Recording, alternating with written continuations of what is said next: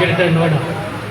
बिहार के दरभंगा के ये रहने वाले हैं। बौद्ध अध्ययन विभाग दिल्ली विश्वविद्यालय से इन्होंने MA PhD MPhil किया है। बौद्ध दर्शन एवं बाबा साहेब पर कई लेख देश विदेश की मैगजीनों में छपे हैं इनके। वियतनाम, थाईलैंड, कंबोडिया देशों में बौद्ध कार्यक्रमों में भाग लिया है। भारत में कई विश्वविद्यालयों में 20 वर्षों से अधिक बौद्ध संगोष्ठियों में प्रतिभाग कर लेखन और वक्तव्य देते रहते हैं। ऐसे अनुभवी जिनका बौद्ध दर्शन पर बहुत अधिक अध्ययन है, मैं आमंत्रित करता हूँ आज के मुख्य अतिथि प्रोफेसर डॉक्टर चंद्रशेखर पासवान जी।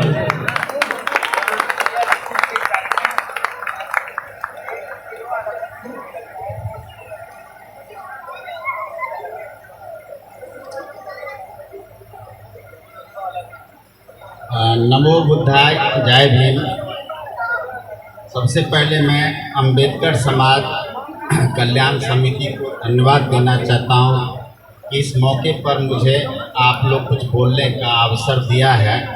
उपस्थित यहाँ अध्यक्ष इस मंच का संचालन करने अध्यक्ष देवेंद्र स्वरूप जी, राजकुमार जी मेरे मित्र भी हैं दिल्ली यूनिवर्सिटी से,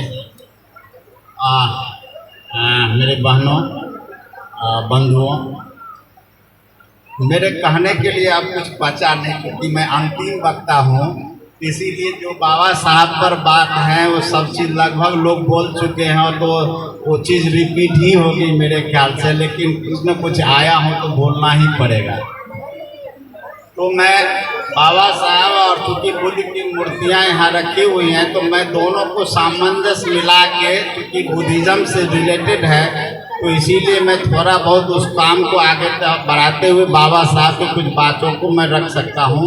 यहाँ से शुरू करता हूँ आप लोगों को। स्वाभाविक है, बाबा साहब अम्बेडकर 14 अक्टूबर 1956 को बौद्ध धर्म में दीक्षित ले लिए थे। उन्होंने दीक्षा ले लिया था। उन्होंने बौद्ध धर्म क्यों अपना लिया? अभी बहुत बहुजन समाज की बात किए हैं आप लोग। ये बहुजन जो वर्ड है सबसे पहले भगवान बुद्ध की उक्ति है। भगवान बुद्ध को जो ज्ञान मिला बोध गया में, वो उरुवेला नाम का जगह था। वहाँ से वो सबसे पहले चले हैं कि मैं ज्ञान किसको दूँ, और चलते हुए सारनाथ पहुँचे हैं।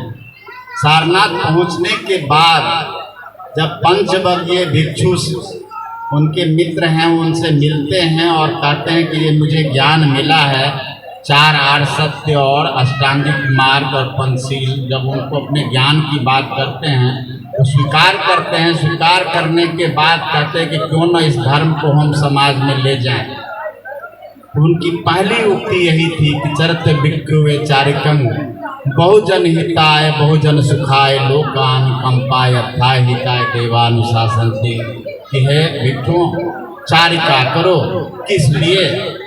बहुजन हित के लिए, बहुजन सुख के लिए, लोक कल्याण के लिए हम चारिका करें, समाज में भ्रमण करें। तो भगवान बुद्ध, अब मैं इसीलिए बात भगवान बुद्ध से शुरू कर रहा हूँ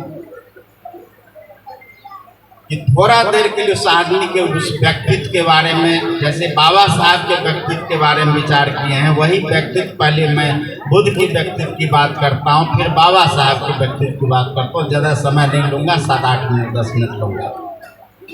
एक राजकुमार है, वो व्यक्ति राजा का बेटा है, हर संसाधन से परिपूर्ण है, जिसके लिए हम लोग डेली संघर्ष करते हैं, वो चीज़ उसको जन्म से ही मिला हुआ है। उस व्यक्ति की महानता देखिए, वो आदर्श हम लोगों में आना चाहिए, उनके विचार हम लोग जीवन में ढालना चाहिए कि जो जन्म से ही राजकुमार है, राजा का बेटा है, वो संसार त्याग करता है। किस लिए? समाज के लिए। क्योंकि समाज में जो कुरीतियाँ थी, समाज में जो व्यवस्था थी, वो समाज में कम से कम 16 वर्ष में वो घर 28 वर्ष में घर छोड़े हैं, तो 28 वर्ष तक समाज को देखें कि समाज में क्या कुरीतियाँ हैं। उस समाज में चूँकि वो हर चीज़ को, थोड़ा देर उस व्यक्ति को सोचिए कि राजा होने के बावजूद संसार का त्याग करता है समाज के कल्याण के लिए। मैं यहाँ इसीलिए फिर आता हूँ बाबा साहब बुद्ध जब वैशाली में है, अभी आपका संविधान का आपको प्रस्तावना, अभी कुछ लोग हम लोग शुरुआत में हम लोग जो है उस पर ओथ लिए हैं और उसका प्रारूप को जो है हम लोग अभी शुरुआत जब हुई है प्रोग्राम, तो उसमें लास्ट वर्ड जो है अंतिम जो है अत्यधिक की बात किए गए थे।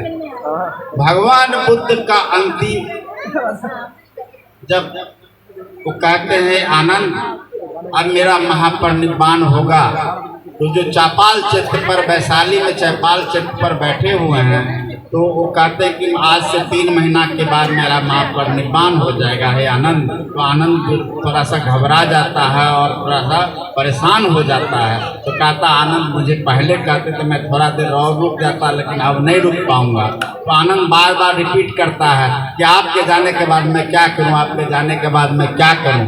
वो मौन प्रदान रखते हैं लेकिन बोल नहीं पाते। बोलने के लास्ट में जब बार बार रिपीट करते तो कहते आनंद मैं मिथिला का बिलोंग करने वाला, दरभंगा आपको कहे ना, मैं मिथिला से बिलोंग करने वाला हूँ। तो आप लोग कम से कम भगवान राम और सीता का जरूर नाम सुने होंगे। तो सीता जी मिथिला की थी। वो जनक परंपरा में राजा जनक की बेटी थी। तो राजा जनक जो है वो जनक की एक परंपरा है। वो राजा जनक ही आप लोग जानता है, लोग मिथिला में 54 जनक हुए हैं। तो भगवान बुद्ध उस अंतिम जनक का उदाहरण देते हैं कि हे आनंद मेरे महापरिनिर्वाण के बाद तुम अंतिम जनक मत बनना। उनका नाम कराल जनक था, ठीक है। और सीता जी के जो पिता थे उनका जो सीरध्वज जनक है, जनक वंश के 24वें राजा थे। अंतिम राजा जो 54वां जनक था उनका नाम कराल जनक था। तो चौपाल क्षेत्र पर बैठे वैशाली में वो कहते हैं आनंद तुम इस राजा जो जनक वंश के अंतिम राजा हुआ है, तुम इस राजा की तरह मत बनना। जिसको क्षमता होगी इस धर्म को आगे ले जाएगा। तो हर व्यक्ति जो है उसको कहते हैं कि अत्त दीपो भव, तुम अपना दीपक स्वयं बनना। किसी के सहारे बातें वो जरूरत, तुम किसी पर डिपेंड मत बनना।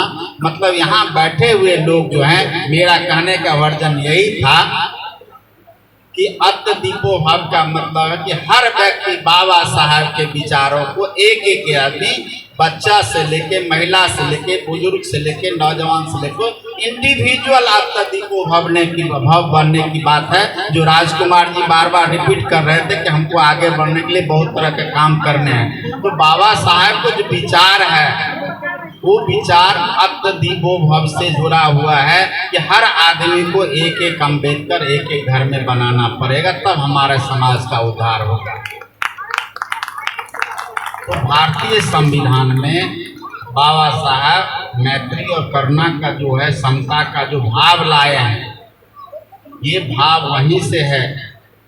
उस भाव में भगवान बुद्ध का जो भाव था समता का, करुणा का, मैत्री का, भारत जैसा संविधान बाबा साहब, मैं ये कहना चाहता हूँ, मैं पहला शब्द भूल गया। मैं बाबा साहब के लिए ये आप कहना चाह रहा हूँ, आपको जन्म और उनकी कहानी आप लोगों को बता दिए हैं। मैं अपने भाव की बात आप लोग कह रहा हूँ। हम मेरे समाज की कहता हजारों बरस नरगिस अपने बेलूरी पर रोता है, तब जाके होता है चमन में एक दीदार पैदा। तो हजारों वर्ष हमारा समाज इस गरीबी, बेरोजगारी, भुखमरी समाज सब में गुजरा।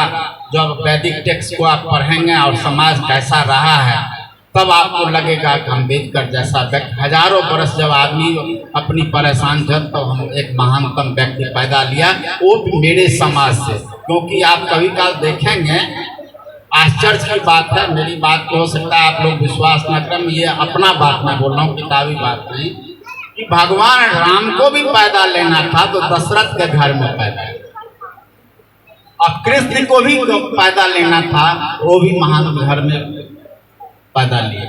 इवन कि मैं बुद्ध की भी बात ले लेता हूँ, तो बुद्ध को भी यदि पैदा लेना था गौतम के रूप में, वो भी राजा के घर में ही पैदा लिए।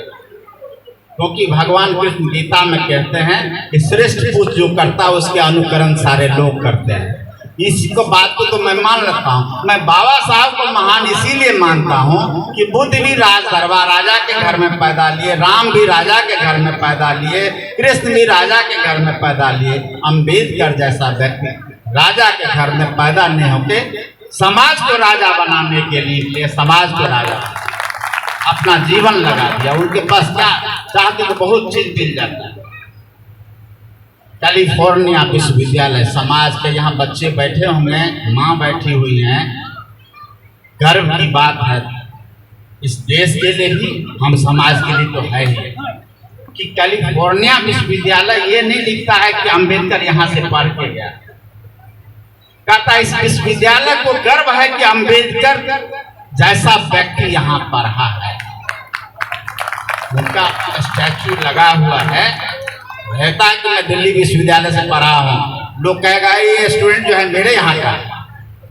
वो यूनिवर्सिटी उल्टा लिखता है कि इस यूनिवर्सिटी को गर्व है कि अम्बेडकर जैसा व्यक्ति यहाँ पढ़ा।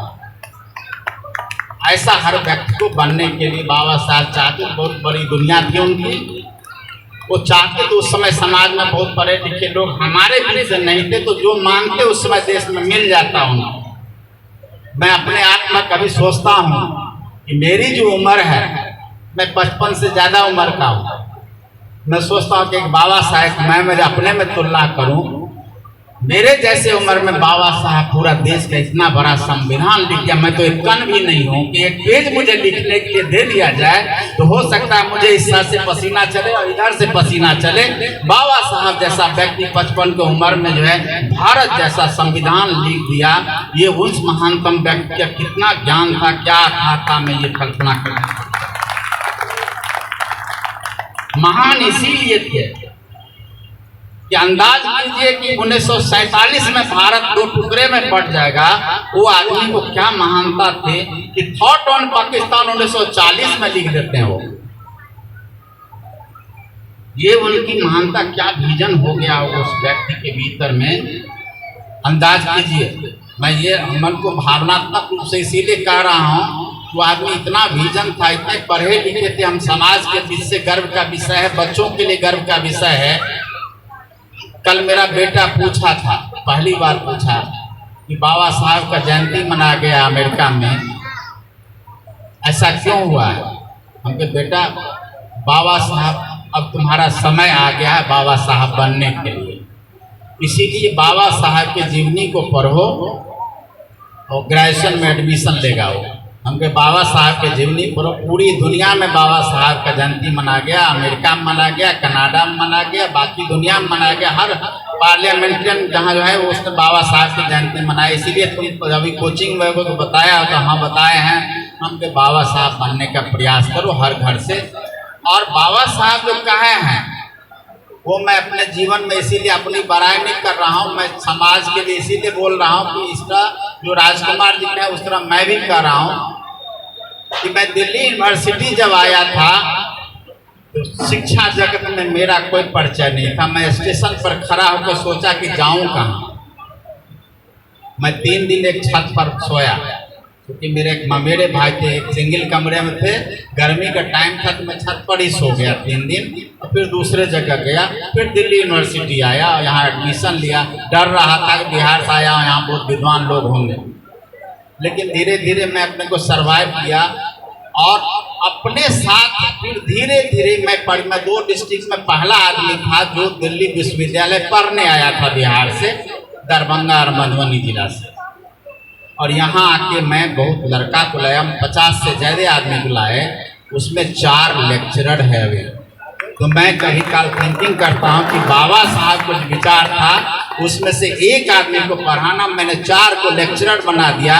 एक लड़का राजकुमार जी के कॉलेज का ही स्टूडेंट हिंदी का है जो जाकिर हुसैन कॉलेज में, श्रवण नाम था, वो मेरा स्टूडेंट है। गाजियाबाद में आया फैक्ट्री में नौकरी करने, उसके पिताजी कहे कि 3 बार फैक्ट्री से लौट गया, नौकरी नहीं कर पा रहा, क्या मेरा बेटा पढ़ लेगा? हम के लिए पढ़ने मैं एडमिशन करा दूंगा, गारंटी नहीं दे सकता कि वो पढ़ेगा, वो तो उस पर क्षमता है, मैं एडमिशन करा दूंगा। उसको लेते आए दिल्ली यूनिवर्सिटी में, एडमिशन कराया, बच्चा में क्षमता थी, समझाया उसको कि तुमको नेतागिरी नहीं करना है, क्योंकि तुम गरीब परिवार से आए हो, तो ग्रेजुएशन तक तुमको ग्रेजुएशन की शिक्षा पाना, एमए कर लो। जिस दिन एमए कर लेना उस दिन तुम राजनीति में तुम्हें जहाँ जाना होगा तुम मास्टर हो गए, मास्टर की डिग्री या ग्रेजुएट की डिग्री, ये दो जिस दिन ले लोगे उसके बाद किसी पार्टी में जाना है, किसी समुदाय में जाना, जहाँ जाना चले जाओ, लेकिन शिक्षित बनना तुम्हें जरूरी है। तो लड़का पढ़ा। एक और भी लड़का है, वो दरभंगा स्टेशन का कुली का बेटा है, उसको उठा के लाया 100 रुपया, जो यहाँ मन से नहीं बोलना चाहिए, मैं 100 रुपया कराने को घूस दिया कि इसका पुराना फॉर्म दो, अगस्त में एडमिशन नहीं होता है, बैक में इसको एडमिशन करा दिया उसको। ठीक है, आज वो लेक्चरर है बिहार में। ये बड़ी बात है कि मैंने अपने जीवन में प्रयास किया और हम अपने डिक्शनरी में, गलती है माफ कीजिएगा, मैं अपने डिक्शनरी में नो नहीं रखता हूँ। आप कहिए ये काम कर देता हूँ, लाइए मैं प्रयास कर देता हूँ, आपको प्रोत्साहित नहीं करता हूँ, बरगलाऊंगा नहीं, लेकिन ये से मुकर नहीं सकता कि आप जो मुझे अपेक्षा किए हैं ये अपेक्षा के विपरीत हम आपको न कह दें। हम प्रयास करेंगे, नहीं होगा तो समय से बता दूंगा कि हमने प्रयास किया है, प्रयास नहीं छोड़ूंगा, क्योंकि हर आदमी यदि प्रयास करेगा तो हम दलित समाज में एक दूसरे को आगे बढ़ाएंगे। हम बड़े हो गए, आपके लिए प्रयास नहीं करेंगे तो आगे नहीं बढ़ पाएंगे, क्योंकि दलित समाज लोग माने या न माने, भरे हमें गरीबी है। राजा महाराजा से लेके रंग तक, वैदिक टाइम से भारत की जब से सभ्यता शुरू हुई है तब से आज तक यदि दलित नहीं होता तो लोगों को रोटी नहीं मिलती। क्योंकि आपको पता है कि ब्राह्मण हल नहीं चलाता है, बैल से चलता। आज ना ट्रैक्टर आ गया है, वो बैल से चलता है। अब बैल को हिंदू धर्म में महादेव माना जाता है, इसीलिए हल ब्राह्मण नहीं चलाते थे, तो दलित वर्ग के लोग ही खेती करते थे। तो इस देश में राजा जो खाएगा वो दलित खिलाया है उसको। ये गाजियाबाद में जितना बिल्डिंग है पूरी दुनिया में पता कर लीजिए आप, मोस्टली लोग का जो है, हम मेहनत कर, जो हम दलित वर्ग के लोग हैं, क्योंकि हम लोगों में गरीबी ज़्यादा है, बहुत पढ़े लिखे नहीं, तो इसकी मेहनत से मेट्रो बना है या घर बना है, मेरे ही मेहनत से। हो सकता है इसका मापदंड वो श्रेय मुझे नहीं मिला, और वो श्रेय नहीं मिलने पर बाबा साहब पर आते हैं कि शिक्षा मुझे जरूरी है, क्योंकि शिक्षा रहती तो बेरोजगारी से लोग नहीं मरता, क्योंकि गरीबी भूखे मरते। अब तो लग नहीं रहा कि लोग भूखे मर रहा है, थोड़ा बहुत होगा तो होगा, लेकिन मैं गरीबी मैं भी देखा हूँ अपने समाज में कि 2-2 दिन लोग खाना नहीं खाता था। आपके पास उत्तर प्रदेश में जो लोग रोटी खाते हैं, चावल कम खाते हैं, हो सकता है उस जमाने में चावल जिसके घर में न हो तो उसको लगता होगा कि हम गरीब हैं। बिहार में क्या था कि चावल लोग ज़्यादा खाता है ताकि और रोटी कम खाते हैं, तो गरीबी में वहाँ रोटी लोग खाता था, घर में चावल नहीं मिलता था, तो लोग क्या करता था, दर्रा कर लेता था चावल की, गेहूं को, और उसको उबाल के खाता था कि वो चावल का रूप ले ले। ये गरीबी मैंने देखा, अब नहीं है। वो बाबा साहब के कारण जो है धीरे धीरे चेतना आई है लोगों में, और चेतना के बल पर धीरे धीरे जो समाज है बढ़ रहा है। मैं राजकुमार जी का एक बात का समर्थन करते हुए आप लोगों से अपेक्षा करता हूँ, और वो चीज़ मेरे पास नहीं है, ना उम्र है, मेरे पास पैसे नहीं है। इंस्टीट्यूशन बनना चाहिए हर आदमी को। 3 चीज, एक तो अपना पॉपुलेशन दलित कम कर लें, दूसरा है कि शिक्षा सबको दें, तीसरा है कि नौकरी अब घट रहे हैं, कि प्राइवेटेशन हो रहा है, हम आप उसको प्रयास कर रहे हैं। प्राइवेटेशन लोग पढ़े लिखे जान रहे हैं कि क्यों हो रहा है, क्योंकि उसको डर लग रहा है रिजर्वेशन का। और रिजर्वेशन बड़ी बात नहीं है, रिजर्वेशन दलित को मिला है, इसको अपराध नहीं है। पूरी दुनिया के भारत की परंपरा संस्कृति जब से शुरू हुई है तब से भारत में रिजर्वेशन है। मैं अभी 12 अप्रैल को मैं BHU बनारस हिंदू यूनिवर्सिटी गया था, पॉलिटिकल साइंस डिपार्टमेंट, बाबा साहब की जयंती पर स्पीच देने के लिए। मैं वहाँ ये बोल के आया हूँ कि आप लोग बरगलाइए नहीं दलित को कि रिजर्वेशन तुम ले लिए हो। जब से भारत की संस्कृति शुरू हुई है तब से रिजर्वेशन है। आज वर्तमान परिस्थिति में आपको दिखाई दे रहा है कि दलितों को रिजर्वेशन है। सभ्यता शुरू हुई, ब्राह्मणों को रिजर्वेशन मिला, सभ्यता शुरू हुई, क्षत्रिय कुल में पैदा लिए, या तो राजा बनेंगे या सैनिक बनेंगे, वहाँ रिजर्वेशन आपको था। 1 लाख 1.5 लाख से ज़्यादा मंदिर, शायद ज़्यादा ही होगा, मेरे गिनती मैं मुँह से वैसे बोल रहा हूँ। एक मंदिर में 3 4 5 पुजारी होता है, 99% वो ब्राह्मण ही होते हैं। आप लोग देख रहे हैं कि कोई गाना गा रहे थे तो हर आदमी दान दिए हैं। उसी तरह मंदिर में तो लोग दान देता है, मंदिर की व्यवस्था है। एक परिवार में 5, यदि एक ब्राह्मण एक मंदिर में एक ब्राह्मण है, उसके पास 4 फैमिली मेंबर, 2 बच्चे 2 हैं, उनका रोजी रोटी चलता, वो भी रिजर्वेशन का ही एक रूप है। लोग माने या न माने, मंदिर में ब्राह्मण ही रहते हैं, वो भी एक रिजर्वेशन का रूप है। मेरा 14% 22% रिजर्वेशन है, तो आपको बड़ा बुरा लग रहा है कि रिजर्वेशन दे रहे हैं। हम रिजर्वेशन मान नहीं रहे हैं, हमारी समस्या है। राज दरबार आपको था तभी आपको रिजर्वेशन चाहिए था, हम गरीब हैं तो मुझे रिजर्वेशन रहे, तो आपको खराब लग रहा है। तो ये सब बातें मैं बाबा साहब के विचारों पर आते हैं। 1942 में यदि वो आदमी चाहते, आप एक व्यक्ति को देख लीजिए तो 1935 से 1956 तक वो व्यक्ति समाज से लड़ रहे हैं। चावदार आप इनहेलेशन ऑफ कास्ट बाबा साहब का है। 1923 में जब चावदार तालाब का पानी पीने गए, तो मैं सत्याग्रह की बात करके अपनी वाणी को विराम दूंगा कि सत्याग्रह 2 आदमी किए मेरे अनुसार, एक गांधी एक बाबा साहब। सत्याग्रह वर्ड सत्य पर आधारित आग्रह सत्याग्रह। 1923 में चावदार तालाब का पानी पीने के लिए जो बाबा साहब ने जो आंदोलन किया था बम्बई में, उनका जो स्पीच था वो उनको स्पीच देने नहीं दिया गया। वही इनहेलेशन ऑफ कास्ट है, वो बुक बन गया। आपको बाबा साहब की जो बुक है इनहेलेशन ऑफ कास्ट, वही चावदार तालाब पानी में अपने लोगों को जो भाषण देने के लिए बनाए थे वो बुक हो गया। उस व्यक्ति की महानता को समझिए कि मैं भाषण दे रहा हूँ, ये बुक नहीं बन सकता। बाबा साहब भाषण देने जो बुक गए थे वो एक बुक है। अभी बाबा साहब कहे थे कि चावदार तालाब पानी पीने से अमृत नहीं है कि पी लूंगा और अमर हो जाऊंगा। ये चावदार तालाब का पानी मैं इसीलिए पीने आया हूं कि इसमें मेरा भी अधिकार है। यहाँ मैं अपने इस परिस्थिति से जोड़ना चाहता हूं कि इस देश में 4 कैटेगरी के लोग हैं। तो 4 कैटेगरी में और 1 अरब जनसंख्या है, 2 तरह की बात है। 4 कैटेगरी है तो 1 कैटेगरी मैं भी हूँ, समाज का, इस देश का एक हिस्सा मैं भी हूँ। और 1 अरब जनसंख्या यदि है तो उसमें से 25 करोड़ की जनसंख्या मेरा भी है। तो इसमें दोनों तरह का राइट जो आपका है वो मेरा भी है। इस देश के विकास में जो योगदान आपका है, इस देश में मेरा भी वही है। मेरे विकास को आप ध्यान नहीं देते, आप अपने विकास पर करते कि मैंने ये कर दिया। इसीलिए हम समाज को उसकी बात छोड़ दीजिए। कहे विवेकानंद कि व्यक्ति यदि अपने पूर्वजों के बारे में लज्जित होना शुरू कर दे तो समझो उसका अंत आ गया। मैं यहाँ ये कहना चाहता हूँ कि बाबा साहब के बारे में, हम अपने पूर्वजों के बारे में कभी लज्जित नहीं हो। जहाँ भी रहें ये मत सोचें कि अरे यहाँ 10 आदमी दूसरे का परिवार का है, दूसरे समाज का है, यहाँ क्या बात करूँ। ठसके से आपको बोलना है कि हाँ मैं इस समाज से हूँ, इस देश में हिस्सा मेरा भी है, बाबा साहब का भी हिस्सा है, बाबा साहब के अनुयायी होने के तरह इस देश में मेरा भी हिस्सा है, मैं भी अनुयायी हूँ। मुझे भी विकास करना है। जो प्रश्रय तुम्हारा है, जो दावा ठोक रहे हो, वही प्रश्रय मेरा भी है इस समाज का, इस देश के विकास में। तो मैं विशेष बात नहीं करते हुए, हो सकता है बात ऊपर नीचे मैं बहुत बात कहा हूँ, अंत में 2-3 बात मैं और बस 1 मिनट और कह दूंगा।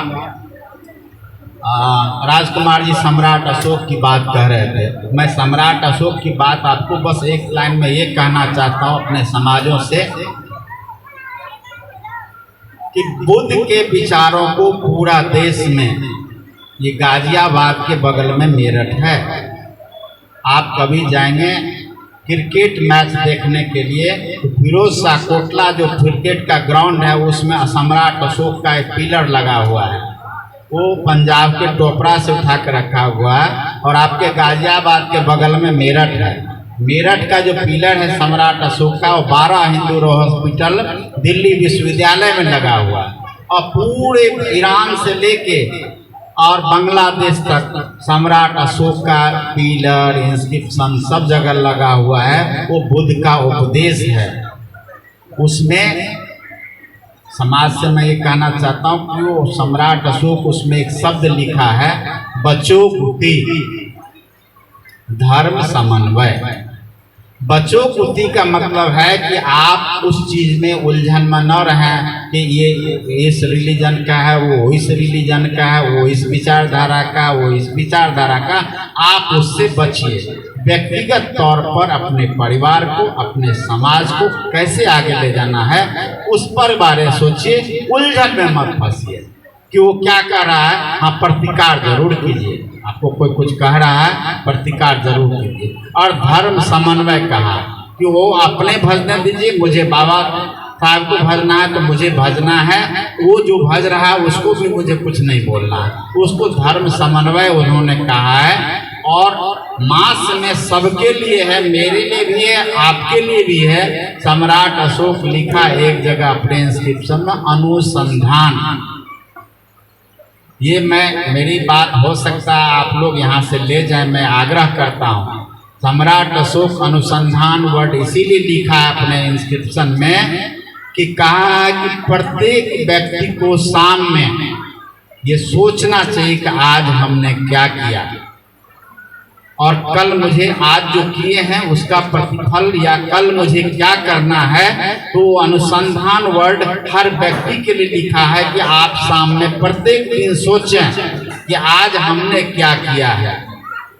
तो सम्राट अशोक की बात को मैं ये अनुसंधान वर्ड पर सबको कह रहा हूँ कि एक शब्द प्रत्येक दिन सोचिए कि आज हमने अपने परिवार के लिए या समाज के लिए आज हमने क्या किया, कल मुझे क्या करना है। तो इस बात को कहते हुए कहना तो मुझे बहुत चीज़ था, लेकिन मैं थोड़ा सा समय का अभाव, मुझे अपने दिल्ली विश्वविद्यालय गाजियाबाद से मुझे 40 किलोमीटर जाना है। मेरी पत्नी और बच्चे का कॉल बार बार आ रहा है, तो इसीलिए मैं माफ़ी चाहते हुए नवो बुद्धाय जय भीम, मुझे आने के लिए बहुत बहुत धन्यवाद। मैं बुलाया गया, मैं अवभाग्य है मेरा कि हम आप समाज के बीच में मैं आ सका। और आप लोगों से आग्रह करता हूं कि मेरे यहाँ दिल्ली गौतम बुद्ध यूनिवर्सिटी इस एरिया का अकेला गवर्नमेंट यूनिवर्सिटी है मेरठ के बाद। उसमें जितने प्रकार का दिमाग में लगता है सब सब्जेक्ट है, बायोटेक है, लॉ है, केमिस्ट्री है, फिजिक्स है, बुद्धिज्म भी है। यदि कोई रिटायर कर गए हैं, एमए करना चाहते हैं, बीए करना, तो मेरे यहाँ एडमिशन ले लीजिए, मैं करवा दूंगा। गाजियाबाद से एक रिटायर्ड इंजीनियर 2 किए हैं मेरे यहाँ से, जाके एमए किए हैं। और नौजवान कोई टूरिज्म में जाना चाहता हो तो मेरे यहाँ से ग्रेजुएशन कर ले, बीए कर ले। और जो नॉर्मल स्टूडेंट है जिसको बहुत तमन्ना नहीं है, साइंस बैकग्राउंड का नहीं है, वो बीए ले सकता है मेरे यहाँ एडमिशन। और इंजीनियरिंग में और सब सब्जेक्ट हैं गौतम बुद्ध यूनिवर्सिटी में। आप लोग प्रयास, चूँकि मैं इसीलिए कह रहा हूँ कि बहन जी का बनाया हुआ यूनिवर्सिटी है, उनका विजन लगभग थोड़ा फेल कर गया है, लेकिन वर्ल्ड क्लास का यूनिवर्सिटी है। कम से कम नहीं कोई तो मौका मिले तो एक बार यूनिवर्सिटी को आके जरूर देखिए, ताकि आपको लगेगा कि आपके समाज का व्यक्ति जो बनाया है वो कितना सुंदर है।